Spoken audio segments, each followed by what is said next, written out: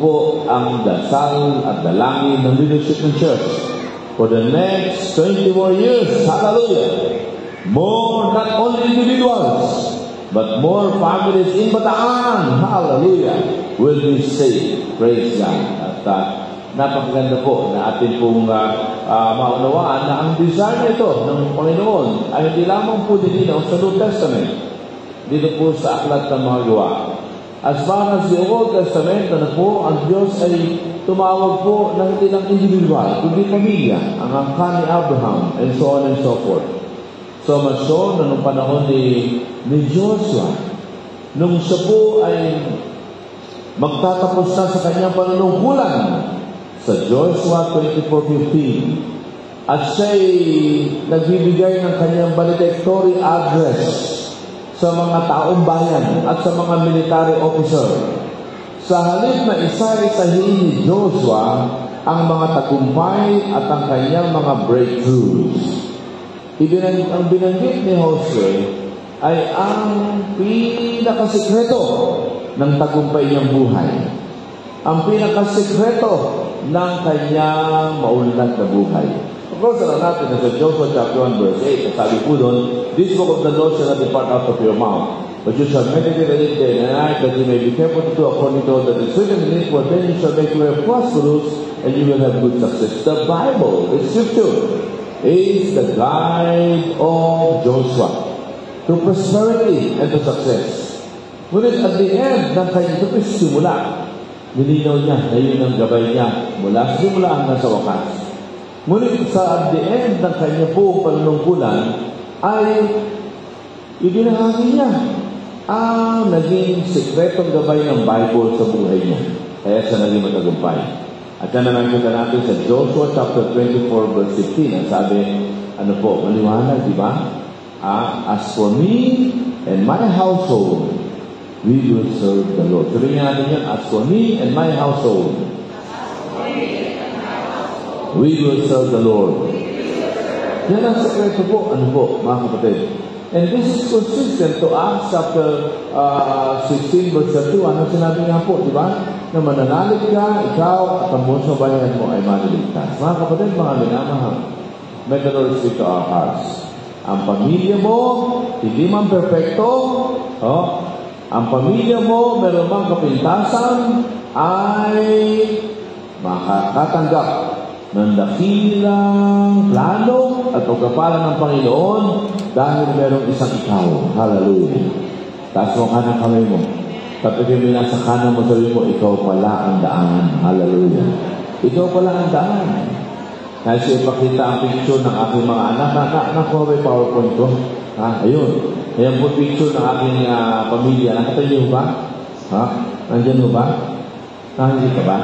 Ayun. Ayan po. Yan po yung aming 5 anak. At ang panganay ko po ay singer. Pinukuha siya ni Angeli Valenciano na maging bahagi ng Genesis Corporation. Po yung mga singer, talent. At sabi ni Angeli ay number 1 fan of PJ. At ito ang pangarap niya.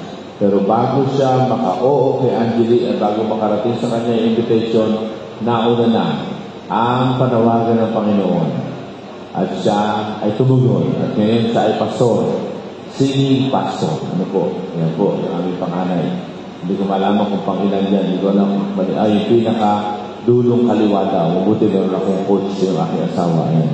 Tapos yung aking pangalawang anak ay si Clarence. Siya po ay graduate ng accounting course. Pero ngayon ay yung pinag-aralan niya, Messiah College, po, at tinuruan siya doon mag-disciple. We had a lot of disciples, especially po, noong panahon ng pandemic, po. At ngayon, siya rin po in charge ng aming pong tech ng mga simbahan po namin, po. At yung pangatlo ko po, si Eunice, siya po ay graduate ng Viva Charity Bible. At siya po ngayon ang principal ng aming school, ng Metamorphosis School of Marilao. Meron din kami Metamorphosis School of Mekawayan. Po. Siya po nakakontrahan doon sa Marilao. At siya po ay tinutulungan ng aming pang-4 na anak. Kaya nandiyan po si Alicia. Teacher din po, graduate ng Viva Charity Bible. Yung aking panganay, graduate ng Asian Seminary for Christian Ministry at ang una niyang pinapos ay music. At mula doon, naging musician siya at he was playing po sa mga gig niya at hanggang sa kausapin siya ng Panginoon. Ano po? Kaya bumalik siya ng seminary para mag-aaral ng study further at ngayon nga po siya po ay aming pong pastor ng music, ano po, ng worship at meron siyang grupo Hope Music PH. Makikita niyo po sa website niyo sa Spotify at saka sa YouTube. Ano po? Yung pang-apat ko anak ay teacher din, ano po, at siya po ang director ng aming children's ministry sa mga simbahan namin, ano po. At yung aking pong bunso, ayan, si Taylor, siya po ay in charge ng aming paaralan ng puso. Yung mga underprivileged na mga bata, nag-outreach siya doon at sa mga pamilya doon at tinuturuan niya, sinututuran niya, sinatyagan niya, ano po. And we thank God. My wife and I are blessed to have our children. We never force them to go to ministry. And I told them, I will not ask you to serve God with us. But I will pray. And I will desire to disciple you. And hopefully, you will also make the same decision. At lahat sila, sabi nila, ayaw nila sa ministry. Pero habang tumatagal, hindi nila matanggihan ang hatak ng Panginoon. Hallelujah. Ngayon sila lahat ay nasa ministry. Praise God. Palapakan niya natin ang Panginoon. At ang pang-anim, yung babae sa tabi ko, yan ang pinakamalaki yung problema. Ano po? Ayan, yung aking kasama ngayon, ano po? Aking asawa, kaisa-isang asawa, kasama ko ngayon. At siya po ay buting ina sa aking 5 anak at mabuting kabiyak po sa akin. Ano po? Bagaman nung araw, ano po, ay unang 2 kalahating taon na aming pagsasama, ay talagang nahirapan ako sa kanya. Talagang kalbaryo ang inabot ng buhay ko. Ito po ang ebidensya. Ano po yan? Pero hindi po. Dahil sabi niya, bakit mo sinusunod sa akin ang jeans ng lolo mo? Dahil ang lolo ko raw ay kalbo, sa lolo ko raw decision. Ano po? Tama naman, ano, hindi siya. Pero nung panahon ng 20 years ng aming marriage, it was a difficult time. Ano po? I have a lot of ministry, I have a lot of opportunity for ministry, ano po, including radio sa DCAS. Pero yung asawa ko po ay dumadaan sa matinding brokenness, ano po, at yung kanyang self-esteem ang baba, ano po, at napakasilosa niya. Pagkakakamay ako ng babae, nabibilang niya ilang segundo ako kumamahin. At naikukumpara niya sa kung ilan ang nalamang at nasusukat niya ang bilog ng mata ko. Ibaan niya ang bilog ng mata mo pag kinakamayan mo. Ano? At pag ako yung mahalakak kasama ang iba, sabi niya, iba ang halakak mo. Pag sa akin, hindi ka ganyang humalakak. Hirap ako, ano po. At paggabi, minsan nagigising na lang ako kasi sinisipa-sipa niya ako. Kapag pinapaamin niya ako na may iba akong mahal. At minsan niya po, sa kasukdulan, ako yung nasisipa niya at nagkakandahulog ako sa aming papag. Pag nahulog ako, tasampauli ako. After 1 hour, sisipain na naman niya ako. Umamin ka. Sobrang hirap ng buhay ko. Kaya dumating yan sa punto na kapag silipan niya ako, pinapaamin niya ako at ako'y nahulog sa papag, hindi na ako bumabalik sa aming papag. Doon na ako sa sahig, natutulog. Para tuloy-tuloy ang aking tulog.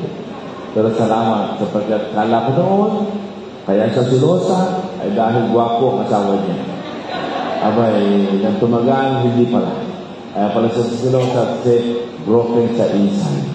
Ang pagkaramdam niya, ang mga nagmahal sa kanya, mawawala rin. Kaya po threatened siya lagi. At nung siya po ay hinipo ng Panginoon at na-outgrow na niya ang pagkasilosa, ay praise the Lord. Ano po? Sapagkat doon nagsimula ang pagyabong ng aming ministry together, and I never regret na hindi ko siya iniwan. I never regret that I journeyed with her. Kaya dahil doon, siya po ay naging napakalaking tulong. Hindi lamang sa pag-minister sa iba, kundi sa pag-minister sa aming mga anak. Praise the Lord. Kaya po, sa mga mahalagang desisyon ng buhay ko, ay napakalaking tulong din po niya. Nung ako'y operan ng Cabinet Secretary post ng dating Pangulong Noynoy Aquino, lahat ay nagsasabing tanggapin ko, lahat ng Christian leaders na po ay nagsasabing tanggapin ko. Pero nang tanongin ko ang asawa ko, siya lang ang nagsabi, huwag kong tanggapin. At ang tanong niya, doon ka sa calling mo. Ano ba ang calling mo? At doon pa lang naiintindihan na malinaw na sa akin. Ang calling ko ay magpastor, mag-train, mag-equip, at hindi pumasok sa politika. Ang calling ko ay mag-preach ng Word of God tungkol sa spiritual na buhay, tungkol sa lahat ng aspeto ng buhay, tungkol sa politika, tungkol sa good governance. I should preach the whole gospel of Jesus. I should speak about life sa kabuuan. Ano po, hindi lang sa kaluluwa, kundi sa buong pagkatao. Kaya I should have the courage to speak the Word of God even sa mga issues ng politika, issues ng social, economic, and political na usapin. Ano po, that's my calling.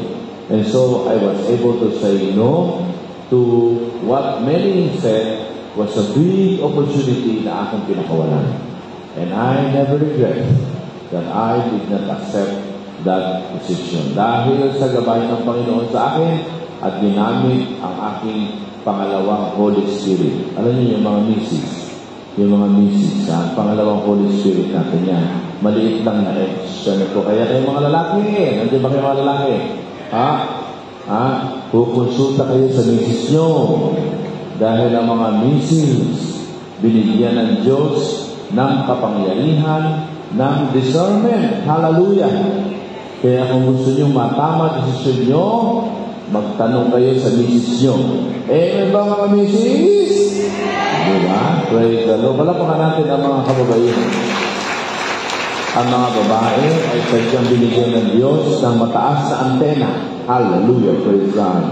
At sila ay merong discernment. Parang nakakasagat yan. Praise the Lord. Ano po? At teka, bago magsaya ang mga babae, at bago malungkot ang mga lalaki, makinig pa kayo. Ano po? Ang babae, mataas ang antena, nakakasagap, pero ang problema ng mga babae ay ito. Nakakasagap. Problema, hindi pa tapos yung mensahe na sasagap. Abay, nagkukonklud lang mga babae. Kaya namamali. Kaya mga babae, magtanong din sa mga lalaki na binigyan naman ng Panginoon ng gift of wisdom. Hallelujah, praise God. Kaya kung magsasama yung babae may gift of discernment at yung lalaki may gift of wisdom, matatama ang buhay ng pamilya. Amen?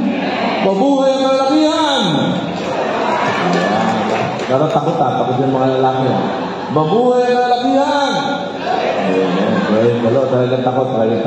Mga kapatid, mga minamahal, napakahalaga po nito. Kami po, ang mag-asawa ay nagpapasalamat sa Panginoon. Hindi na sa mga ministry binibigay niya, kundi maging po sa aming pong pamilya at sa aming mga anak. Ano po? Kaya napakaganda ng temang pinili po natin. Na sa ating pagkilala sa Panginoon, sa ating paglago sa Panginoon, sa ating paglilingkod sa Panginoon, huwag mong kalilimutan ang sarili mong sambahayan. Napakaraming mga pastor na nakalimutan na ang sariling asawa at mga anak at pamilya niya sa pangalan o kumbaga alang-alang sa ministry. Ay mali yun. Si Jose, in his successful ministry, not only in the nation Israel, but even sa Israel as a chosen people of God. Ano po? Tandaan natin, si Josue ay leader ng chosen generation, chosen people of God, the Israelites. But Israel is also a political unit, and therefore he was a politician. At bago ko siya naging politician, he was a military general. Kaya all in one, he succeeded in his leadership. Kaya sabi niya sa chapter 24, balikan niyo ang mga pangyayari. Ang Diyos ang nabili sa atin ng tagumpay. At sa bandang huli, sinabi nga niya, kaya kailangan magpasya tayo. Guided by the Word of God. Sabi niya, ako ay nagpasya na as for me and my household, we will serve the Lord. Kapag ang mga born again ay hindi kinakalimutan ang mga pamilya nila. Kapag ang mga born again ay hindi sinasatabi ang kanyang pamilya, ang pamilya without forcing, ay tatagpuan ang kanilang sarili na sumusunod na rin sa Panginoon. Bakit? Dahil na-attract doon sa kapamilya nila na totoong na born again at totoong na dilingkod sa Panginoon. Hallelujah. I wish I can stand here and tell you many techniques on how to win the whole family to God, on how to save the whole family to God. But I can only stand here and preach to you the Word of God, especially sa experience ni Jose. At ito po ay ang kanyang sinabi, as for me and my household, we will serve the Lord. Can we say that together again? As for me and my household, we will serve the Lord. Mas malakas.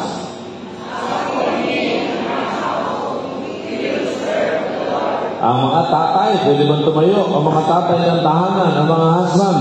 Ayan ang mga husband. Nasaan ang mga husband? At ang mga father. Ayan, ayan. Palapakan naman natin ang mga husband at mga father. Ngayon, kayo ang mauna. Lakasan natin. Bumbo ang boses. As for me and my household, we will serve the Lord. What did he go?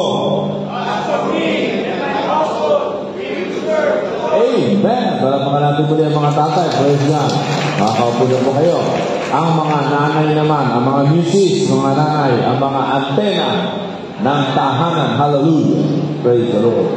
Amen. Amen. Okay. Kayo ang mga misis, ang mga mami. Ayan. Praise God. Sisigaw din kayo. Ha? As for me and my household, we will serve the Lord. What will it be? Shout! Praise the Lord. Palapakan natin ang mga ilaw ng tahanan. Makakaupo na po kayo. At ngayon naman ang mga anak. Ang mga anak. Pwede ba tumayo ang mga anak? Hindi ka tatay, hindi ka nanay. O tumayo ka. Ayan. Ha? Praise God. Hallelujah. Wala ka pang asawa, wala ka pang anak. O tayo ka, tayo ka. Praise the Lord. Amen. Wow, lahat ng binata at dalaga. Pati na yung dalaga ulit. Pwede tumayo. Ayan, praise God.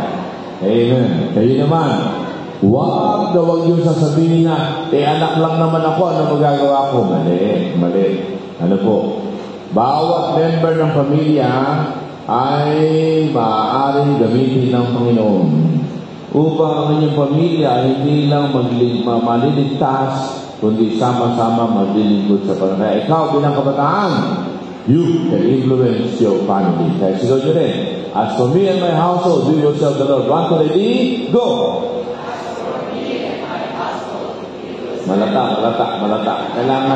Kailangan may conviction. Huwag lalata. Okay, ready? Tayo ng maayos. Pag-inhale. Exhale. Okay, shout natin from diaphragm. One, two, ready, shout! Wow! Palapakan naman natin ang mga anak natin tayo makakaupo na. Hallelujah. How can we win our family not only to the message of salvation, but to the privilege of serving the King of Kings and the Lord of Lords? Well, tignan po natin po ang talatang ito. Sabi po, ano po? As for me and my household, we will serve the Lord. Mga kapatid, nang sabihin ni Jose ang mga salitang ito, may tatlong bagay na gusto ko maunawaan ninyo. Una, this is a statement of, ano po? Conviction. Everybody say conviction. Tingnan nyo, as for me, para sa akin, manahalaga po yun na ikaw mismo ay magkaroon ng resolution sa puso mo. Huwag mo antayin yung asawa mo sumama sa'yo. Huwag mo antayin yung anak mo sumama sa'yo. Huwag mo antayin yung tatay mo sumama sa'yo. Huwag mo antayin yung nanay mo sumama sa'yo. Ikaw! Magpasya ka. Para kanino ka mabubuhay. At para kanino ang buhay na pinamumuhay mo. Si Josue, sabi niya, as for me, this is a statement of conviction. Ikaw, mahal mo ba talaga ang pamilya mo? Wala akong pamilya na perfecto. Pwede may reklamo sa nanay at tatay mo, huwag ka mag-alala. May reklamo rin sila sa iyo. Hallelujah, praise the Lord, di ba? Kaya may reklamo sa mister mo, huwag ka mag-alala. May reklamo nila sa iyo. At kaya may reklamo sa misis mo, huwag ka mag-alala. Misis mo, marami rin reklamo sa iyo. Amen. Ibig sabihin mga kapatid, mga minamahal, lahat tayo, kahit pamilya ko, ay hindi perfecto. Kaya, dahil may kapintasan at may kailangan ng ating pamilya, nadi-discourage tayo. At parang naiingit tayo sa ibang pamilya. Makinig ka. Makinig ka. Kung ang pamilya mo ay may problema, ang ibang pamilya kiniingitan mo, baka mas malala pa ang problema. Hallelujah. Ang ibig sabihin mga kapatid, hindi hinahanap ng Panginoon sa atin na tayo ay magkaroon ng pamilyang wala ng problema, wala ng kapintasan at wala ng mga kulang. Hindi po. Talagang ang bawat pamilya ay merong kulang. Ano po? Sapagkat ang mga bumubuo sa pamilya, kayo at ako, at yung katabi mo, kulang-kulang yan. Sabi mo sa katabi mo, kulang-kulang ka, di ba? Kulang-kulang tayo, kaya kailangan natin ng Diyos at kailangan natin ng isa't isa. So, ang bottom line, ano ang iyong desisyon? Ano ang iyong kondisyon? That whatever happen, ang buhay na ito ay pamumuhay ko para sa Panginoon. At ang aking pamilya ay para sa Panginoon. Kaya, pagka meron kang ganyang resolution sa puso mo, you will do everything to lead and to influence your party for that matter. Hallelujah! Praise the Lord. Alam niyo, kapag ako'y nagka-counsel, nag-aaway ng mag-asawa, at lalo na yung matinding away, sasabihin ko, bago tayo magpatuloy, tatanungin ko kayo, saan niyo gustong pumunta itong ating pag-uusap? Natatahimik sila.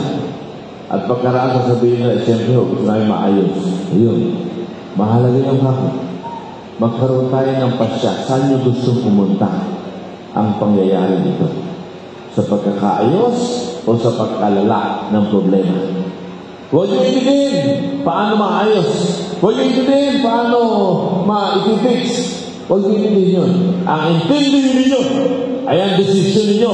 Saan nyo gustong pumunta ang pamilya nyo? Saan nyo gustong pumunta ang inyong buhay? Hallelujah. And if you have a resolution in your heart to decide, I want my family to be born again. I want my family to serve God together.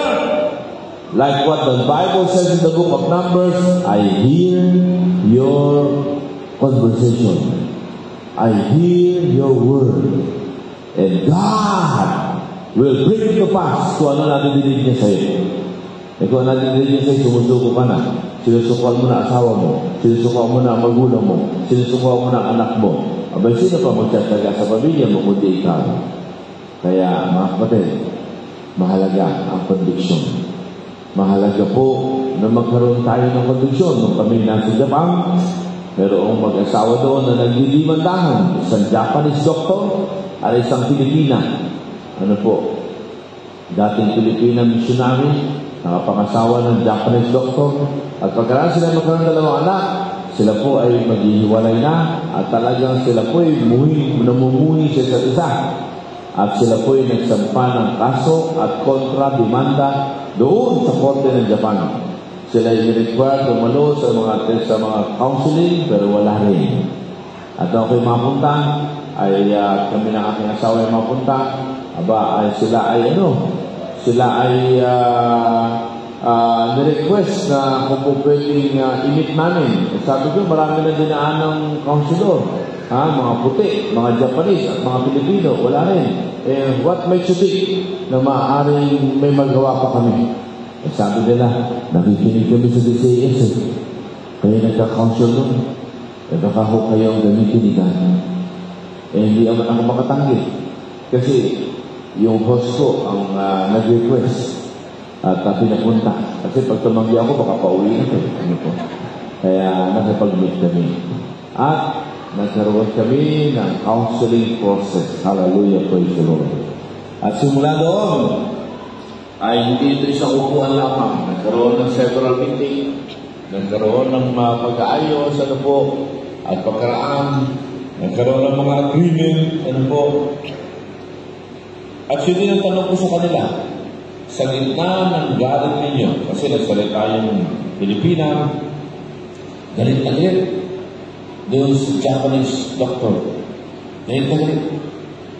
Mamaya nga, meron isang Pilipina, nang galit na rin. Doon sa Japanese doctor, yun yung asawa ko, nadala siya, nakikisalo siya sa away. Ano po? Nakisalo sa away. At sabi niya, "Doctor, you don't do that to the Filipina! I am a Filipina!" Inaano ko yung paa niya.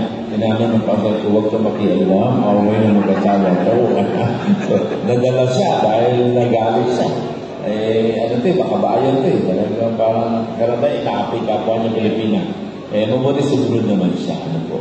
Mamaya, nakikialam na naman. Kaya, inaano ko uli yung paa niya. Huwag siyang madadala. Kami counselor, kami facilitator. Ano po? Aba, nung pangatlo'y, magsasalita na naman ang asawa ko. Binilungan ko na. Sabi ko, "Darling, ang sarap ng pagkain dito, authentic Japanese. Pag nakialam ka pa, palalabasin na kita." Ayun, hindi na nakialam. At kumain ng kasi sarap na pagkain ng mayaman Dr. Mayor. Anyway, so, to make the story short, ay kinawasilan niya yung babae, kinawasilan po yung lalaki, pinroses namin. Ano po? At kami umuwi na.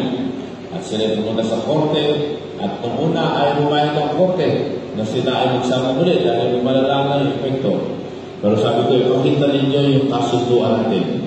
Yung kasunduan ninyo. At tingnan natin. So, pinakita. Praise God! Pumayag ang korte na bigyan sila ng another chance. Nagbawian ng mga hindi nandahan. Kami naman umuwi na. Ano po? Pagkaraan ng 6 months, ako'y bumalik sa Japan. Nag-speak ako. At layo-layo ay binagbiyahe at nagpunta doon sa aking seminar para magpasalamat. Daladala yung kanyang misis na Pilipina, masaya-masaya na. Daladala yung dalawa niyang anak, masaya-masaya. At ang sabi namin, "Engineer, look at the wife. She's very happy. Look at my son. They're very happy. You know how much I save? I save a lot of money. And I am here. I want to give you that money." Sabi ko, pambira. Magkakaroon ng maraming pera dito. Pero nag-pray ako, sabi ko, "Lord, tatanggapin ko ba ito? Pagkakala ng mga hapon kami mga Pilipino, pera-pera na." So nagtanong ako kay God. At wala akong peace. Tinawagan ko ang aking pangalawang Holy Spirit, yung wife ko. Sabi ko, "Darling, bibigyan daw tayo ng pera." Sabi ng asawa ko, "Pag-pray mo muna." Sabi ko, "Pinag-pray mo nga ano yung version sa nila?" Sabi ko, "Wala Parang hindi ako payapa." Sabi niya, "Huwag mong tanggapin." Kaya hindi ko tinanggap. Sabi ko, "I'm sorry, I will not accept the money. I told you already, I did not do that for money." So, nakauwi na. Ano po? At nung sumunod ulit, 5-4 na buwan, ako'y bumalik ulit. Pinuntahan niya ulit ako. At ang sabi niya, "Remember my promise? I keep the money. I will give the money to you. Please accept it." Sabi niya, "Kung tutusin, wala na yun, gastos na yun. Pero dahil sa'yo, na-save. Kaya that money belongs to you." Sabi ko, "No, I told you, I will not accept it. Please." Tapos, sabi niya, "I will drive you to the airport." At nung kami na sa Narita, sabi niya, Okay. You don't want my money. I am buying 7 tickets now. You come back here with your 5 children and with your wife, and I will spend for you while you are here as long as you want. Give me the chance to thank you." Tinawagan ko misis ko at sabi ko, "Darling, bibili na tayo ng ticket." Ang sabi ng asawa ko, "Tanggapin mo, dali, tanggapin mo. Sabi ko, "Hindi na ipag-pray." Sabi niya, ipag-pray ko lang, Nina. Nakita ko yung passport na linungan at wala pang matatapos na, expired na. Tinaas ko kay God at sabi niya, "Lord, tutakon mo naman ito. Wala kaming budget na makalabas ng buong pamilya kung kami lang. Pero sa iyo, walang imposible." Ngayon, bigla kang tumawag. Kaya sagot na ni God yan. Kaya tapos ko na ipag-pray. Tanggapin mo dali. Ayun. Kaya, pagbabalikan yung picture namin kanina, meron doon sa Pura Tahan yung po yun. Ano po? Na kami ang punta doon. Please stay there And we've moved from one place to another. What expense paid? Ano po? Dahil po sa aming kamasyahan na maglingkod sa Panginoon, siya ang nagpapamper sa mga lingkod niya na ang nais lamang ay maglingkod sa Hari ng mga hari at Panginoon ng mga Panginoon. Amen? Praise the Lord. Hallelujah. The reason why I gave this story to you is because I asked the same question to the couple. Where do you want this to go?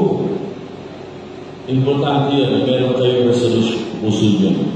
It will take a while, it will take some process, but what is important is a decision of your heart. Ano man ang pinagdadaan ng problema ng pamilya mo, kapatid, makinig ka. Hindi natin pag-uusapan kung ano ang mga gagawin, paano masolve yan. Hindi muna yun. Ang pag-uusapan muna natin, ano ba ang nasa puso mo? Ano ang pinagdadaanan ninyo mag-asawa? Marahil pagod na ang asawa mo sa iyo. At ikaw naman ay pundi-pundi na sa asawa mo. Pero ang tanong natin ay ito, saan mo gusto pumunta yung marriage niyo? Kapag meron kayong desisyon sa puso at conviction na ipaglalaban ninyo ang inyong marriage, ipaglalaban nyo ang inyong pamilya, God will do everything, hallelujah, to bring that to pass. Pero, kung sa puso mo, wala kang malinaw na conviction para sa pamilya mo, how can you expect God to move so that your whole family will be saved, so that your whole family will serve the Lord? Kaya nagsisimula sa iyo. Hallelujah. Tanong, will you resolve in your heart the same conviction as for me? Can you hear another amen? Na magkaroon ka ng resolution sa puso na para sa akin, I want my family to be saved. I want my family to be serving God. Hallelujah. And I'm telling you, God will bring it to pass. Yung panganay ko sabi niya, Papa, hindi ako papastoran. Sabi ko, okay lang. Ang mahalaga pa ako, ay tanggapin mo si Jesus at maglingkod ka sa Kanya. Hindi ka lang ako pastor. Pero ngayon, dinala siya ng Lord sa pagpapastor. Hallelujah, praise God. Dati pag nag-preach siya, sabihin ng mga tao sa akin, Aba, parang kamukha niyo nung mag-preach. Aba, pagkatagal sabihin, kasi husay niya ako. Ano po? At dati pagka nag-preach siya, sabihin, dumadalas siya kayo, kaya kayo mag-preach. Gano'n na.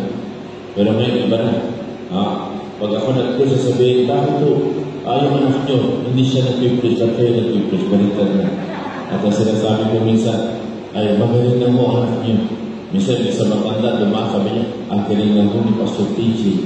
Tapos bumalik pa. At sabi, mas magaling na po sa inyo. Kaya ako may masaya. Ano po? Sapagkat ibig sabihin talaga, ang Panginoon ay kumikilo sa kanyang buhay. Hindi dahil magaling, kundi dahil resolve in our heart. However, God will do it. We resolve a decision. As for me. Kaya ikaw na, siguro di ba lang paano gagawin sa tatay ko, sa nanay mo, walang problema yun. Ang Diyos ang bahala doon.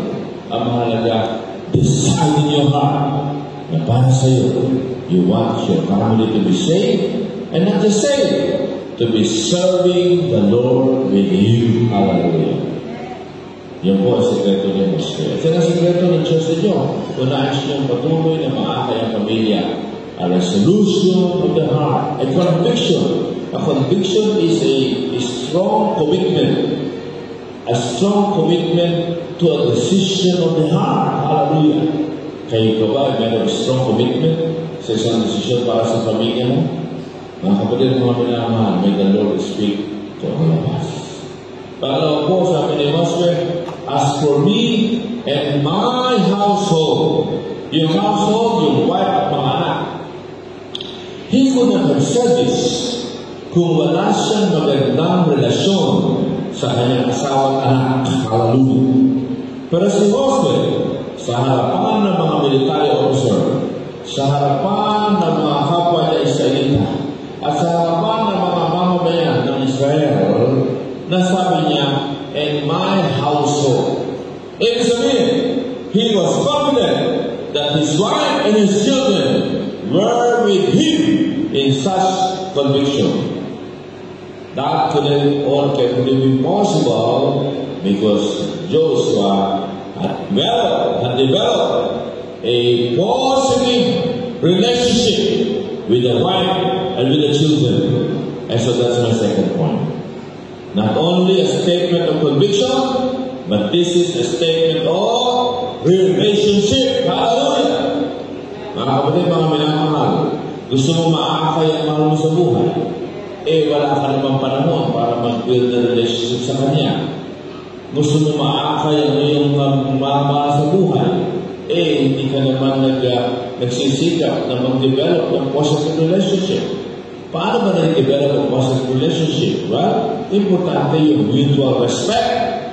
Mutual respect. Marunong ka mag-respeto sa kanilang mga pananaw. Marunong ka mag-respeto sa kanilang damdamin. At kapag marunong ka mag-respeto, nakaka-develop yun ng positive relationship. Marunong ka makinig sa kanyang opinion. Hindi lahat ng mga opinion niya ay pinapahaya mo siya. Ini-entertain mo. You give mutual respect. Hallelujah. Hindi lang yun. Importante, para magkaroon ng positive relationship, hindi lang mutual respect, kundi mahalaga yung equal human worth na kung gusto mong pahalagahan ka, pahalagahan mo rin ang kasama mo, pahalagahan mo rin ang anak mo. Kapag nasasalita ang anak mo, pakinggan mo. Kung maaari, buhatin mo, ilagay mo sa silya o sa upuan para pantay na kayo. Para you're sending the signal that you are as important as I am. Hallelujah. Madalas kasi tayo po, kapag kausap natin yung mga anak, bata pa, hindi mo pa alam yan. Ganun po. Diba? Tuloy yung pagkaraan ng maraming taon, ang sabi sa atin, ay naku, matanda na kayo, hindi nyo alam ito. Ganun tuloy. Binabalik sa atin, mga kapatid. Are you here? Positive relationship is very important. Mahalaga rin sa positive relationship yung pakikinig. Ang problema sa atin ay wala tayong panahon makinig sa isa't isa. Wala tayong makinig sa kwento. Kayo mga mister, hinahanap ng misis natin na tayo ay handa makinig sa mga kwento nila. Hallelujah. Ang mga babae, maraming kwento yan. Mga mister, wala nang panahon at lakas para makinig. If you want positive relationship with your spouse, makinig ka. Ganun din naman sa anak. Ganun din naman ang anak sa magulang. Kaya natatakot si nanay kasi hindi ka nakikinig. If you try to listen to one another in the family, it can develop a positive relationship. Pakinig na may katabi mo, pakibilang ang tenga ng tenga. Dalawa, pakibilang naman ang bibig ng bibig. O ano ang sabi ng Diyos sa iyo? Mas makinig ka kaysa magsalita. Hallelujah, praise the Lord. Kaya kapag ka nakikinig tayo sa isa, ano po, lalo na kayo mga mister, mag-uwi kayo tayo ng bahay, si Mrs. inaantay ka kasi marami siya ikukwento. Nangyayari ang mister, mga one word man na lang Pag-uwi ng bahay, habang nagkukwento si Mrs. Natutulog na. At yung mga anak nagkukwento, nanonood ka naman ng TV, o kaya nagsiselfone ka. Abay ko ba kami yan, patay ng TV at tignan ang anak mo o asawa mo sa mata at makinig ka. Kaya ako pag-uwi ako sa hapon, sa gabi, at pakiramdam ko pagod ako, dadaan muna ako sa coffee shop sandali para makaregain ng lakas. Pag-uwi ko ng bahay, naroon na misis ko, inaantay ako, nakaregain na ako ng lakas. Meron akong lakas na pakinggan ang mga kwento ni Sister Tess. Na kung tutusin, yun at yun din naman ang kwento paulit-ulit lang. Wala akong magagawa. Nagmamahal ako. Kaya kahit paulit-ulit lang, pinapakinggan ko. Ayun naman, ang naging bunga, lalo niya akong minahal. Kaya binigyan niya ako ng 5 anak. Actually, 6. Namatay na ng isa. Kaya hindi na tingin na buo yung isa. Ano po? Ibig sabihin mga kapatid, if you want positive relationship, listen. Amen? Kaya kailangan nakikinig ko. At kung nakikinig, kailangan nakikidama. Huwag mo lang pinapakinggan yung sinasabi. kailangan dinadamo mo ang nararamdaman. Hallelujah, praise the Lord. Di ba? Sapagkat kadalasan po ang kahulugan ay nasa nararamdaman at hindi sa sinasabi. Nagtatanong ang marami, nasa ba ang kahulugan? Nasa salita? Pumunta ka sa dictionary. At ang dictionary, bawat salita, ang daming possible meaning. Am I correct? Kaya wala sa salita lamang. Ang nasa sentence niya, put in a sentence and you will know the context. Tama. Pero hindi pa rin yan ganap. Ano po? Kung talagang gusto malaman ang kahulugan ng sasalita at ang nagko-communicate, damahin mo ang kanyang nararamdaman habang siya'y nakikipag-usap sa iyo. Yun po. Bigyan kayo ng halimbawa. Example letter A. Mabuti, dumating ka. Di ba? Ano namin? Masaya. Excited. Ito.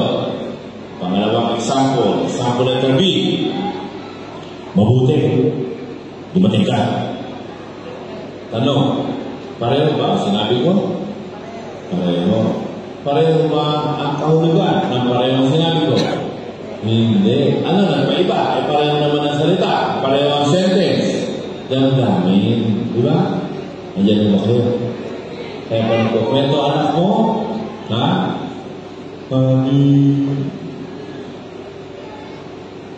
Pinatukan ako ng classmate ko. O mo sabihin, saan niya? Hindi ka, patahan natin. Eh di pinahinggan mo na sinasabi. Hindi ka nakinig ano nararamdaman ng anak mo. Na-ignore mo siya. Ano ang nararamdaman ng pinatukan? Ano nararamdaman? Ha? Napahiya. Nagagalit. Na-insulto. Yun ang pag-usapan ninyo. Huwag yung napatok. Naku, di napahiya ka. Daron pa naman yung crush ko. Hindi na naman mo tuloy na may crush na pala ako, makibata-bata. Yun ang kagandahan pag nakikinig. Amen? At pag nakikinig tayo, bigyan mo ng panahon na magsalita. Habang nagsasalita siya, natahimik siya, huwag ka kayo kasingit. Tahimik ka din kung natahimik. Pinapadama mo ang mensaheng, come on, I'm here, I'm listening. Si Sister Tess, noong araw, hindi makatapos ng kwento. Kasi sa bahay nila, hindi siya nakakapagkwento. At lagi siya doon sa kusina, doon sa kalam, lagi siya tagalinis doon. Kaya nung kami na, pagkukwento siya, ako'y nakikinig. Aba, nahihinto. At hindi niya na maituloy. Kaya ako naman po ay magsaga. At ako'y nakikinig. Pag huminto siya, hihintuin ako. Hindi ako sumasabat. Kaya napipilit na siya ituloy. Hanggang sa katagalan ng pag-usama namin, humahaba ang kwento niya. Hanggang sa literal nakakatapos siya ng kwento. Hallelujah, praise God. Hanggang sa pagtagal, nagiging madulas na at normal na ang pagkwento niya. At natutunan siya magsalita. Hanggang sa naging mabuti siya magsalita. Kung minsan nasisisi ako, bakit mo ako magsalita? Kasi ngayon sumusobra yata. Hindi naman po. Ang punto mga kapatid, mga minamahal, you want positive relationship? Importante. Ano po? Makinig. Mutual respect. Equal human worth. Mahalaga opinion mo, mahalaga yung opinion ng anak mo.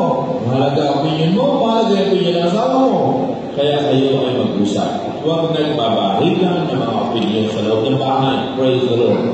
Minsan yung anak ko, sabi niya, Papa, sa dinami-dami ng world's religion, isa lang pala ang Christianity.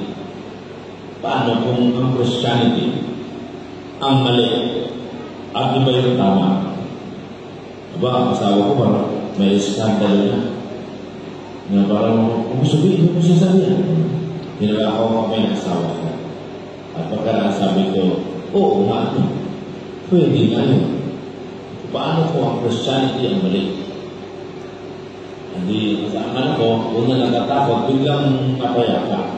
Sabi ko, siguro, tuklasin natin. Tuklasin natin kung sino at alin ang tama. Magsimula tayo sa claim ng Christianity. Kaya inaral namin. Ano po?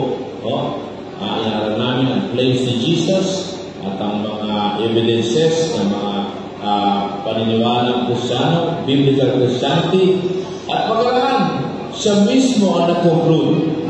At sabi niya, hindi ko na kailangan aralin ibang religion because the claims of Jesus ay talagang totoo.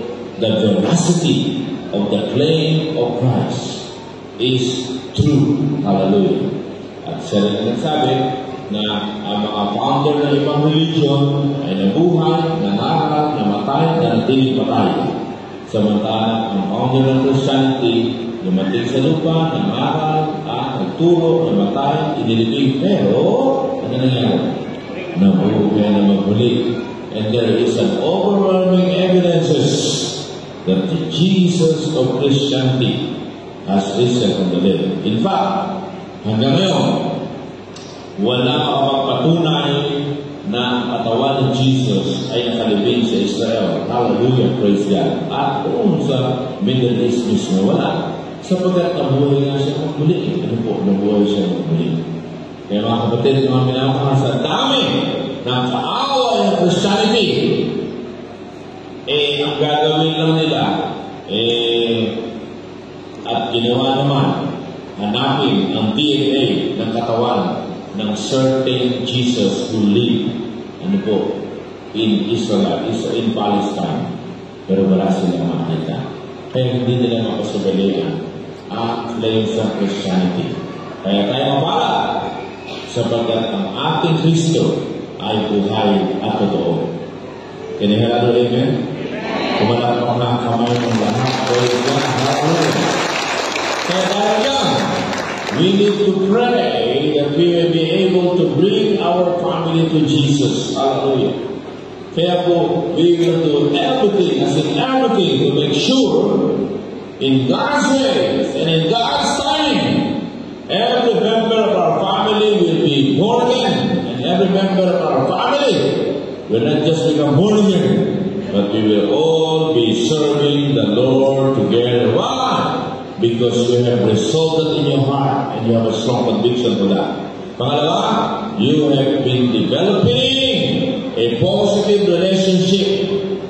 Kaya, yung acceptance, yung iyong respeto ay dapat naroon. Hallelujah. At yung time, dapat maglaan ka ng panahon. Mag-asawa, gusto niyo magandang relationship, dapat ang mag-asawa once a week ay nagde-date. Magastos? Sabi niya ba? Sino may sabi sa inyo kailangan magastos ang magde-date? Kami mag-asawa, lalo ng early years ng aming marriage, alam niyo kung saan kami nagde-date? Sa Memorial Park. Ang tanong, may gastos ba doon? Wala kang tindahan yun. Puro mga nakalibig nasa Memorial Park. Dapat hapon, kami naroon. Habang nagulog ang araw, tahimik. Tahimik kwento mo. Sabi, mag-wish mo ba? Tamo! Cemetery, mag-wish mo ba? So, kaya the Lord has blessed us because God helped us to nurture our relationship with one another. At dahil sa aming relationship, kami po ay hindi po perfecto. Nag-aaway din kami. Pero, minsan nga, ako'y naimbitahan na magsalita kami mag-asawa sa about 200 plus couples doon sa Antipolo. At sabi ko sa aking sekretary, sige, sabihin mo ako darating. At I will minister. Pero sumulat sila at padala nila ang mga detalye. Nung dumating yung letter, pinakita sa akin at sabi mo, sabihin mo, hindi na ako magsasalita. Pero pwede akong pumunta. Aba, naghahanap yung pastor. At sabi, pwede makuha number ni Bishop. Sabi ko, ibigay mo. At sabi, patawag mo may ganyan. Sumasagot kayo kasi hindi darating. At sabi ko, darating ako. Sino ba sabi hindi ako darating? Sabi ko, sekretary niyo, hindi na ako magsasalita. Pero dadalo ako. Ano ibig sabihin? Kasi ako, yung topic ninyo hindi ko kaya. Kasi ang topic nila, paano hindi mag-away ang mag-asawa? Ay, hindi ko kaya. Hindi ko kaya ang mag-asawa. Nag-aaway din, may pressure din kami, di ba? Pero dadalo kami. Kasi baka may makuha kayo yung speaker, gusto ko matutunan paano ba hindi mag-away ang mag-asawa. Ano po? Natawa siya. Sabi niya, hindi po, sige po. Ang mahalaga dadating kayo magsalita. Kayo na bahala sa topic. Ano ba pwede nyo maging topic na related? Isa gusto namin. Sabi ko, meron ako. Ano po yun? Ano yan? Sabi ko, paano mag-away nang hindi naghihiwalay? Amen? Gusto nyo ba yun? Yun ay napakahalaga na po. At yun ang namin po na po. Hindi kami perfecto. Nag-reflection din kami na po. Pero ang halaga, kami pong dalawa ay maliwanag na hindi kami magkaaway. Bagaman nagkakabanggaan. At nung kami na ipatungo na doon sa Antipolo, alam nyo, habang daan, nagkainisan kami. Nagkataasan kami ng boses. Palibasa mga misis, pati magpamanila ng mister, pinapakialaman. Kung saan dito, kung saan magpapart, kami po ba? Kaya gusto natin, maging dalawa naman yung pera ng mga sasakyan sa Pilipino. Kaya mga misis, parang nahirati ng pakialaman ng mga mister sa mga niya. Kaya kami nagkataasan ng boses. At nung na kami, inapply namin yung aming lecture. Kaya nagkaayos kami. At nung kami magsasalita na, inamin namin sa lahat na on the way here, kami nagkainisan, nagkakaasan ng boses. Pinagtawanan sila. Akala nila nag-joke lang kami. Pero sabi ko, hindi ko. At din namin sinimulang ibahagi ang sekreto. Paano mag-away man ay hindi naghihiwalay. Amen? Kaya kung iniisip ninyo na itong ating mensahe ng mga hulugan na smooth na mag-asawa, smooth na pag hindi totoo yun. Pero ano man ang pagdaanan, hallelujah. Kung mayroong conviction, kung mayroong positive relationship, matatag. At hindi lang matatag, lalago ang ugnayan sa pamilya. Magtatagumpay sa isang hangarin na ang bawat isang member ng pamilya ay born again. At ang bawat isang member ng pamilya na born again ay naglilingkod sa ating Panginoon. Praise God. Hallelujah. Mga kapatid, mga minamahal, this is a challenge to all of you. That every family that is being represented in this room, will all become born again and will be serving God together with you. Pangatlo itong huli. Ano po sabi ni Joshua? As for me and my household, ano sino? We will serve the Lord. That is not just a statement of conviction, not just a statement of relationship, but that is a statement of commitment to serve the Lord. Hallelujah. Praise God. Ibig sabihin mga kapatid, mga minamahal, ikaw mismo ay makita ng mga mahal mo sa buhay na committed ka na maglingkod sa Diyos. Hindi, pagka tayo nagka-problema, hihinto muna ako sa pagsaserve. May problema kami. Hindi. Habang may problema ka, lalo ka maglingkod ka doon. Nandiyan mo tayo. Hindi mo na ako magsisimba. Kasi may pangangailangan na. Hindi. Kahit malaki pangangailangan nyo, lalo ka magsimba. Praise the Lord. At makikita ng asawa, anak mo, kapitbahay mo, kamag-anak mo, mahal mo sa buhay, biyanan mo, kapatid mo, may commitment mo, there must be something. Because despite of what you are going through, you remain committed. Kaya doon sila ma-attract. Nakita niyo yung, halimbawa maraming tao, subukan mong tumingala ka, na parang may tinitingnan ka, parang may mahugulog. Ano yung nakapaligid sa'yo? Titingin din. Nandiyan ba? O simplihan natin. Subukan mong tumitig sa isang kausap mo at magubad ka ng sabi at magtanggal ka ng utang habang kausap mo. Ano gagawin ng kausap mo? Magtatanggal din ng utang. Ganon ang kapangyarihan ng halimbawa. Kung ikaw mismo madali mong i-give up ang church, sabihin ng mga kamag-anak mo, hindi mo halaga. May outing. Aba, una ka pang nag-organize kahit Sunday morning, kasama ka pa sa outing. May sabihin mo, pag Sunday ko, susunod na lang kami. Kasi pag umaga, meron kaming church. Amen! Kaya, sa mga susunod, sabi, may outing, teka. may mag-church ko eh. So, ang lakad natin alas 12 kasi after ng church nila. Amen? Because you are committed. Parang walang committed. Para marami nag-outing dito kasi na. Para ang dali natin i-give up kasi ang church. Alam mo, kapag hindi mahalaga sa iyo ang pagsisimba, konting na lang, okay na. Wala.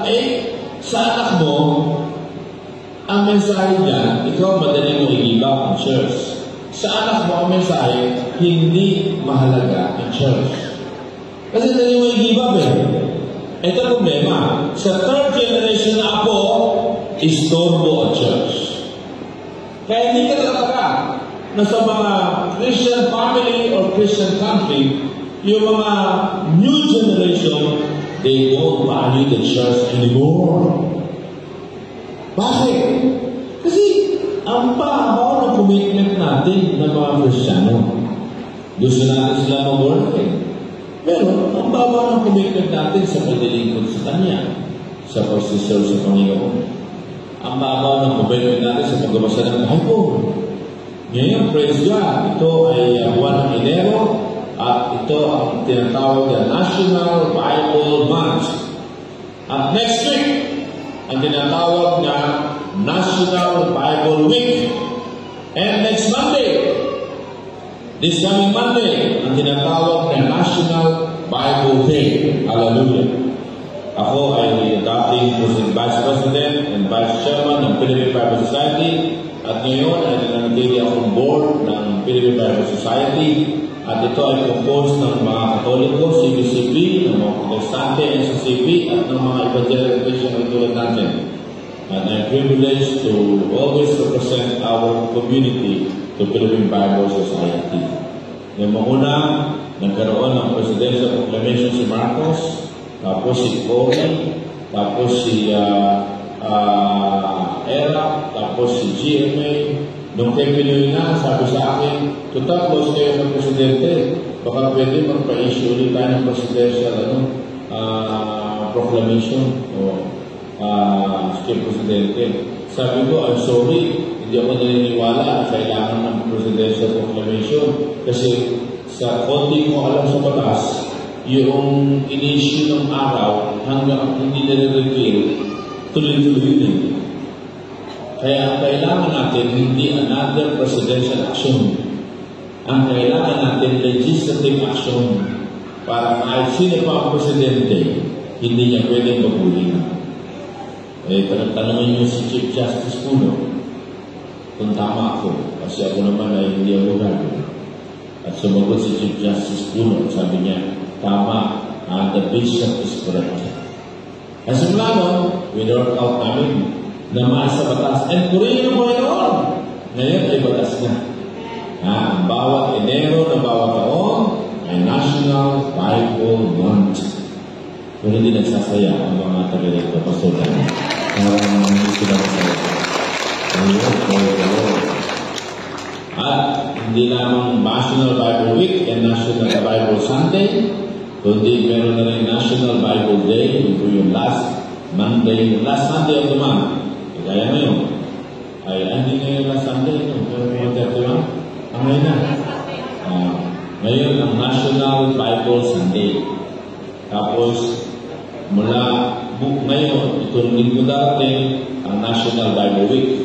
Yan ang una. Ngayon, yung buong Enero, isinabatas na National Bible Month. At sa Monday, isinabatas din, National Bible Day. Wala natin ang Panginoon Lord.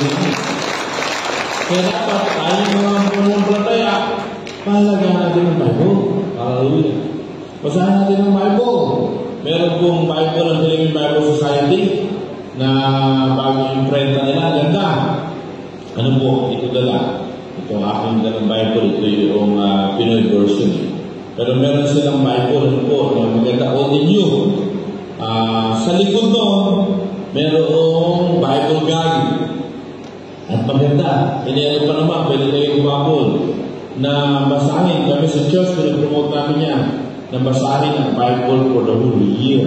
Tapos nasa likod yung Bible Guide. O kaya punta kayo sa Philippine Bible Society, Bible Reading Guide. Bibigyan kayo. O kaya naman, gusto nyo naman, ang Philippine Bible Society, subsidize nila Bible. 245 yata o 35 sa Philippine Bible Society. Ano yun? 40% subsidize na yun. Mahal yung Bible eh. Mahal yung imprenta. Kaya more na yung 245. Pero ako, bilang board member, ay binigyan ng pribilehyo na may discount. Kaya kung sa amin kayo bibili, sa halip na 245, 300 na lang. Ay, no, sorry. 145 pesos. Praise the Lord.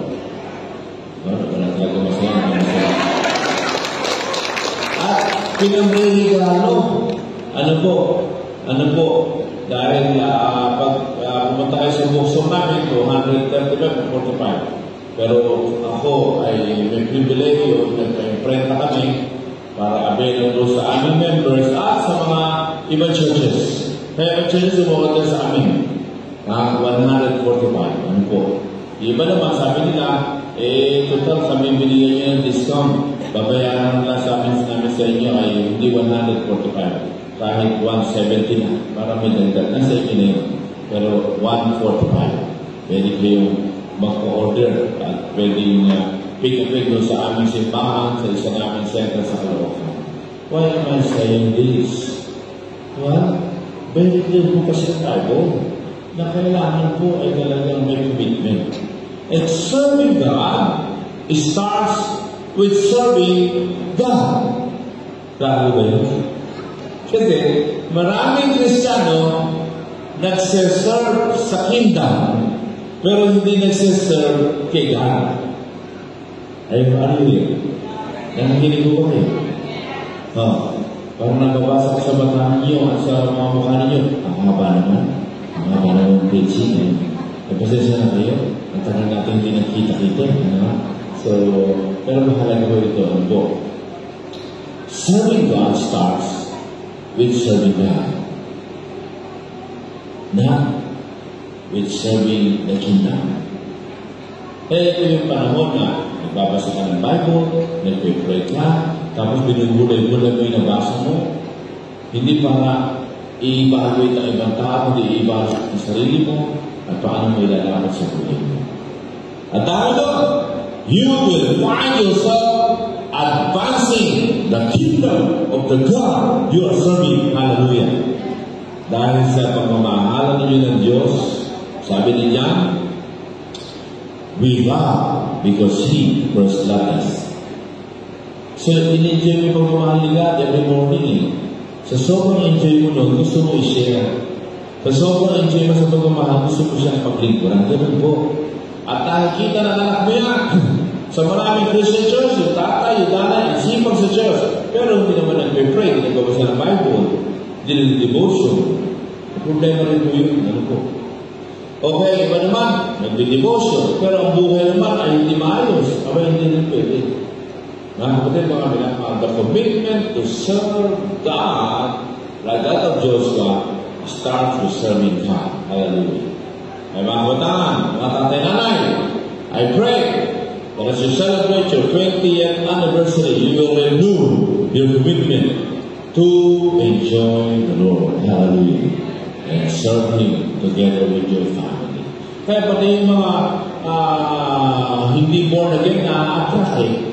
Kasi there is something in your commitment. Why are you so committed? Because your God is there. Diba? Alam nyo, meron kaming karanasan na meron isang babae dumating sa church. May malaki yung aming church doon sa Aliw. Sabi niya, nandiyan ba sila yung nandiyan sila doon? Ang suhod yung alam. Ang sabi ng aming greeters, ayaw ko, nandun po. Nandun po siya sa kaliwa. Sabi niya, di ba siya? Dito ko sa kanan. Nagulat siya. Bakit niya doon? Hinahanap niya, nandun sa bandang kaliwa, nandun siya sa kanan. Kaya, ang ginawa ng aming shepherd ay inabangan siya palabas at hindi pilit pinagtagpo. At tinanong, kanina po nung pumasok kayo, hinahanap niyo po si Sister Malu. Kapag sinabi, hindi naman kayo lumapit sa kanya at sinabi namin na pwede mo bang malaman? Ay, oo, sabi niya. Kaya si Malu na lang, kaaway ko yan. Sabi niya. Buwis sa buhay ko yan. Pero, ito mga huling buwan, nakita ko, may something, may pagbabago. Gusto mo malaman kung fake ba o paano, bakit yan, nabago siya. Kaya narito ako. Kaya habang nakikinig ako ng message, alam ko na ang dahilan. Si Jesus ay totoo tinanggap na niya. Amen? Palapakan natin ang mga boyfriend. Yung boyfriend, yung the way you conduct your life will show your commitment to God. Hallelujah. Kaya nangyayari yung pangako na sabi ng Panginoon sa Ephesian jailer, through His apostles, believe in the Lord Jesus and you will be saved, you and your household. Bakit? Dahil merong isang kagaya mo sa pamilya mo na magiging impluensya sa kanila. Will you be that person? So they now, this does not mean you will live a perfect life. It simply means you will continue to journey with God and allow Him to transform you from glory to glory. Hindi mo kailangan magpa-impress sa kanila, kundi si Lord ang magbubukas ng kanilang mga mata para makita nila ang pagbabago sa buhay mo. Where maging sila man will be attracted to the Lord Jesus Christ. Remember the Samaritan woman? Tatakbo-takbo sa mga tao. Nung ma-encounter niya si Jesus, takbo siya sa mga tao, tinataguan niya at binahagi niya si Jesus. At yung mga tao, takbuhan, nakinig kay Jesus. At sabi ng talata, dahilan sa patutuon ng babae ay ang mga tao ay lumapit kay Jesus. Pero if you read it further, ang sabi doon, dahil hindi lamang sa iyo, kung hindi dahil kay Jesus, kami ay nangyari. Praise the Lord. Ayan ang sabihin, gagamitin ni God ang kanyang pagkilo sa buhay mo para ma-attract sila kay Jesus. And the more they are attracted to Jesus, the more they will be focused on the Lord Jesus Christ. I pray to God, sa susunod anniversary, kasama mo na ang buong pamilya mo na magpupuri sa Panginoon. Para lima lang ang nag-iipan. Para sa mula ang mga malakya. It all starts with you. Panginoon, maraming salamat po sa iyong mga salita. Pinupulit na namin na dinadakila sa pagkakataw ang Diyos, nakikilos sa bawat pamilya ang aming kinakatawan na narito ngayong umaga. Habang kami nakayuko, nakapagit ang aming mga mata, Panginoon, kausapin mo kami lahat. That each and every one of us will make right now a resolution to have the conviction to our family, to develop positive relationship in our family, and to show our deep commitment to you. And because of this, you will cause all our family and even God to be born again and to serve you with all of us. Kung tayo na kayo po, napunta ating mga mata, patuloy mong kausapin ng Panginoon at sabihin mo ang prayer na yan. At kung yun ang prayer mo, maaari mo itaas mo yung kanang kamay. Sinasabi mo, as for me and my house, we will serve you. You will be born again, the whole familia. The whole family will become born again. And we will all serve you. Hallelujah, hallelujah, hallelujah. Panginoon, salamat sa mga kamay na mga katatayan at kagnayan at kabataan na nakataas ngayon. Hallelujah. In the mighty name of Jesus, that there is special possession of your Holy Ghost. Hallelujah. At dalayan ko po na tanggalin mo ang namang discouragement, ang tanggalin mo ang namang barriers sa kaaway, tanggalin mo, Panginoon, ang namang ginagawa, pag-ahadlang ng timbol mo sa pangalan sa within you all this, and we declare that every family that is being represented by everyone who stands or raised right We claim for your glory. We claim the salvation. We claim the whole family to be serving you with all of us. Salamat po, Panginoon. Pinupuri ka namin. Hallelujah. Bari na iba mga kamay, nais kong hinigan at i-challenge sa lahat ng mga tatay. Ikaw ang inaasahan ng Panginoon na magpasimula nito.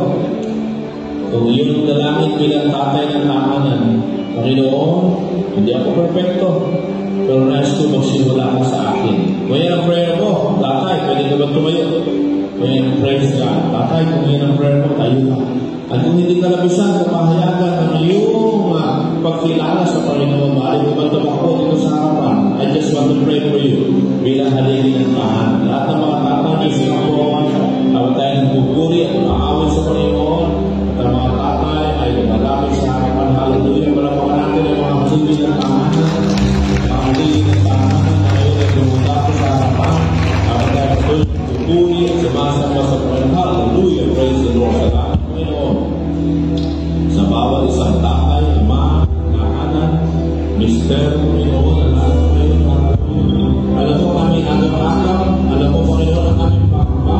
Pero narito kami, by faith, ay lumalakad patungo sa harapan at kumikilala sa iyong magagawa sa aming pamilya sa poroling namin. Hallelujah.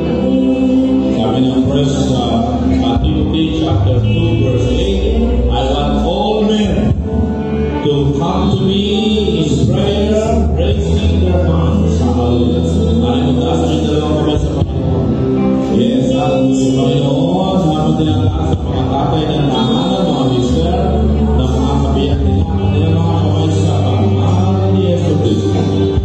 Iisita niya kapit na i-encourage na ang kanilang commitment ngayong araw na ito, hallelujah, ay yung pagpapalain. Panginoon, naman ang kanilang agaw-agaw ngayon pinapawin at mamalita mo ito ng kapangyarihan at nakatakasan in the mighty name of Jesus. Hallelujah. Tanggapin ninyo ang lakas ng Panginoon. Tanggapin ninyo ang kanyang anointing bilang leader ng inyong pamilya. Tanggapin ninyo ang kanyang kapangyarihan. Ilalala ninyo ang inyong sarili. Sapagkat kayo ay dadalunan ng kanyang kapangyarihan sa inyong pamilya. I bless you in the name of Jesus. Amen and amen and amen. Hallelujah. Pinatili na mga tatay dito sa harapan.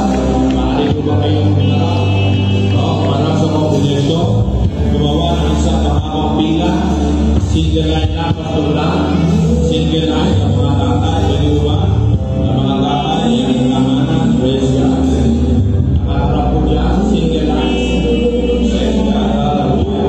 Masarap tingnan ng mga tatay ng tahanan. Glory to God. Maraming sa mas malakas na palakpak. Praise the Lord. Sa inyo nga. Ang tinatawagan ng mga ilaw ng tahanan. Maaari ba kayong tumayo? Mga nanay ang tahanan. Mga ilaw ng tahanan. Kayo ay tinatawagan ng Panginoon na magkaroon ng isang commitment to work with your husband.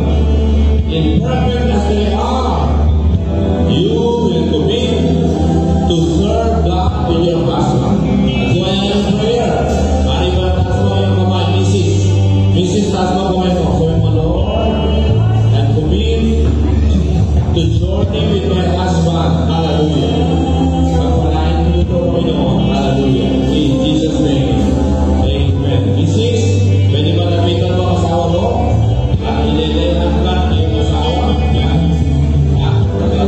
Sa harapan ng iyong asawa. Praise God. Ayan. Yan sa harap. Tumayo ka sa harapan ng asawa mo. Huwag sa gilid. Ayan. In front of your husband. Wife, in front of your husband. In front of your husband, wives. Amen. Hallelujah.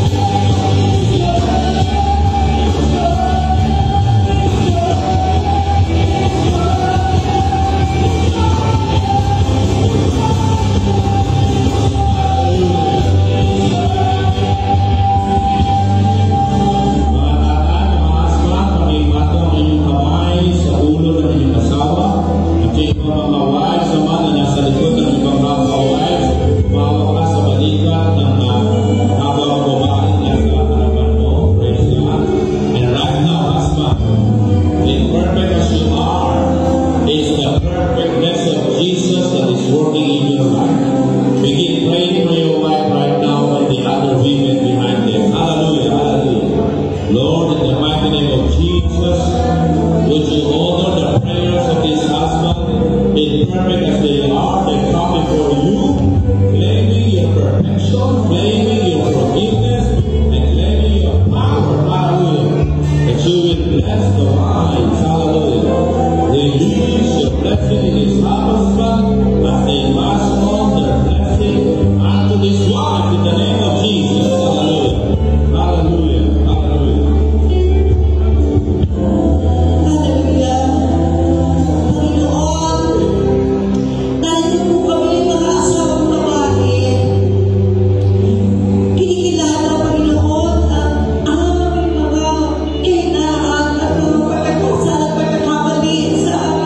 Rebellious spirit.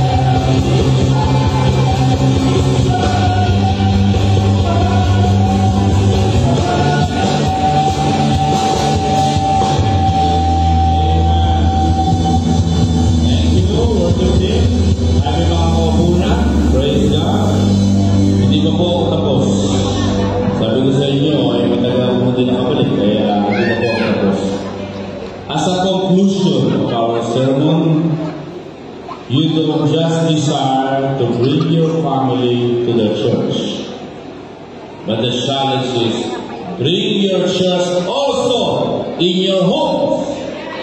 Bali malang. From here on forward, we will bring our church into our companion. Ang tawag namin dyan ay smart family. We want your family to become smart. Hallelujah. Sino gusto maging smart ang family niya? Taas kamay. Praise God. Hallelujah. Paano yun? Nandiyan po sa PowerPoint ko. Yung smart family, yung S, summary of message, yan ang nakalagay. And reflection together. So, every Sunday night or Monday night, mag-gather kayo sa pamilya. Gawin yung house church ang pamilya ninyo. Nandiyan ba kayo? Nung nagkaroon ng pandemic, hindi tayo makapunta sa simbahan. Ngayon, magka-pandemic ulit at magkaroon ulit ng lockdown, tuloy pa rin ang simbahan. Dahil ang church ninyo, hindi lang may simbahan na pinupuntahan sa bawat bahay, simbahan. Ang CDC is found in different homes and in the gathering of CDC. Amen? Sa Acts chapter 2, verse 46-47, maliwanag dyan na nagkagather sila sa templo at nagkagather sila sa bahay-bahay. At hindi kailangan, may pastor, puntahan yung pamilya namin. Hindi. Ikaw. Sabi sa tabi mo, ikaw. Ang magpastor. Paano yun? Ano yung smart? Summary of message and reflection together. So mag-gather kayo. Kompleto man o hindi, magtipon kayo. At unang gagawin, isa-summarize nyo yung mensahe together. At mag-reflection kayo together. Yung mensahe na narinig nyo ng Sunday kay Pastor, huwag nyo lang natin yung ganda. Ang ganda. Di ba, minsan mensahe, ang ganda. Tapos kinalunisan, nalimutan ko na. Kasi tinukanan ng demonyo. Kasi hindi pinag-usapan. Sabi ng Bible, pag-usapan ang salita ng Panginoon. Praise the Lord. Di ba? Minsan problema natin kasi ang dami natin lesson ang kinukuha. Pero hindi na pag-usapan. Hindi na umuya. Hindi na absorb. Kaya, para magkaroon ng church in your home, kailangan i-absorb. 5 I. Tandaan ninyo. Ito ang pakalawang sermon ko. Praise God. Dahil na nauna. Ito ang pakalawa. Hindi, mabilis lang po. Ano yung unang I? Tinan niyo dyan. Nandiyan naman yung I. Pakibasa nga. Kasi I. Wala pa? Ano yung unang I? Limang I. Pakita mo yung unang I. Iho. Sino nagana ng PowerPoint natin? Intake. Nandiyan naman intake? Wala pa. Yun.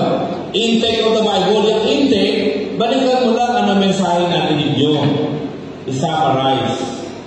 Kung nasa YouTube, i-review nyo, tandaan nyo, pag-review, huwag kasing haba. Kung si Pastor ay nag-sermon ng 1 hour, 45 minutes, ang review, 10 minutes lang. Reviewin nyo lang. Okay?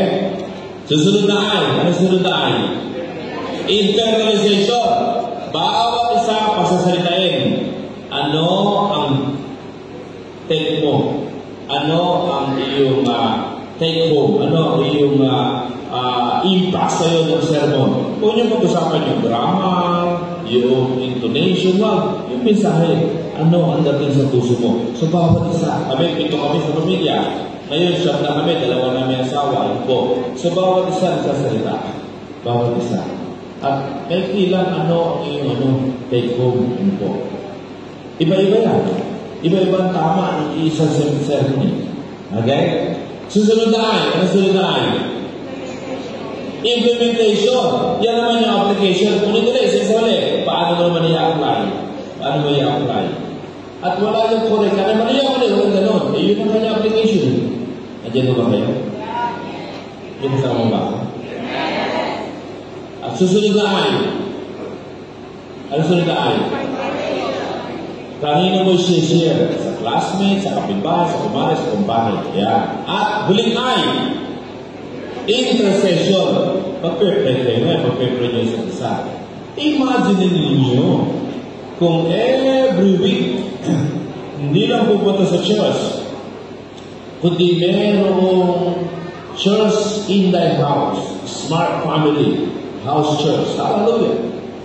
At talaga naman pati hindi nagsimba, ma-review ko sa sermon at magkaka-interest na makinig na rin para makaparticipate sa susunod. Amen? Nandiyan na ba kayo? Pwede ba ang CDC ay makita sa bahay-bahay? Dahil may kagaya mo?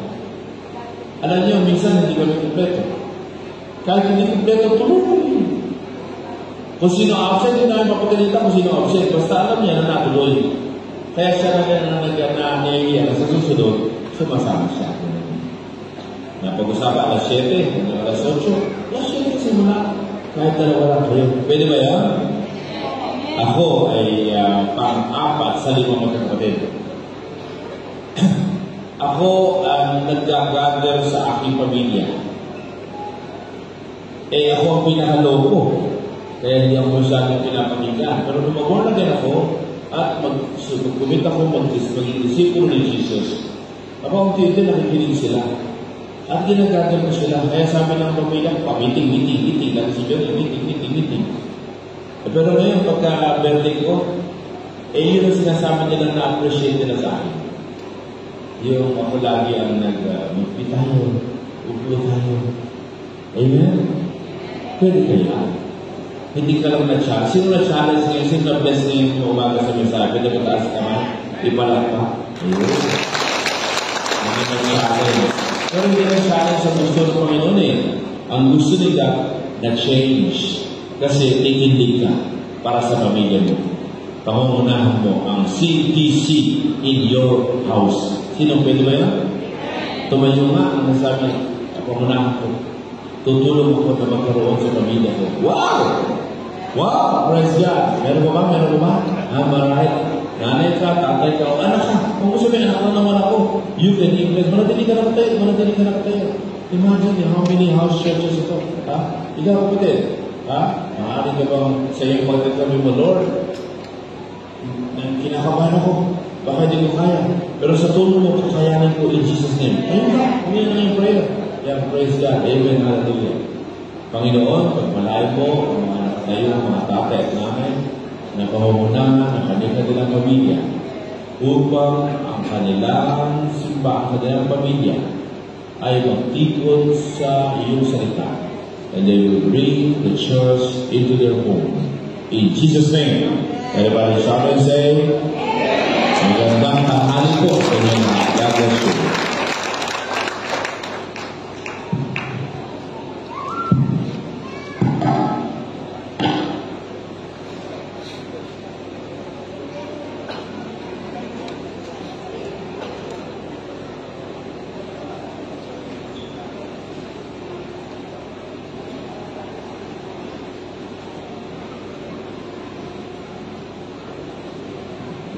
Hello. So we are so blessed naman to have Bishop Jonathan naman ako. So napakaganda naman po at napaka-blessed tayo kasama info po ni Bishop ako.